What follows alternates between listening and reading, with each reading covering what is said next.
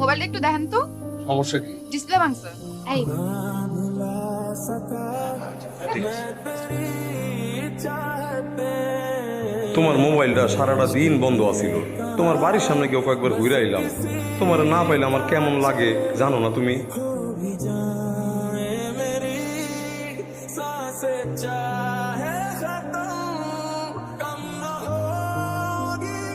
আমার মনে হয় কি রীতা আর কামালের মধ্যে খুব বড় ধরনের ঝামেলা হয়েছে। রীতার লগে একটু কথা। ওর শরীর অনেক খারাপ। কামালের সাথে তো রীতার একটা সম্পর্ক আছে। কামাল ভাই তো রিতারে বিয়ে করবে।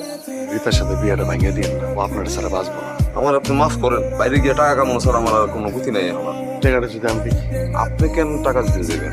দুইটা ভালোবাসার মানুষ আলাদা হয়ে যেতেছে, দুইটা ভালোবাসার মানুষ এক হয়ে যাবে, এর থেকে সুখের কিছু আছে?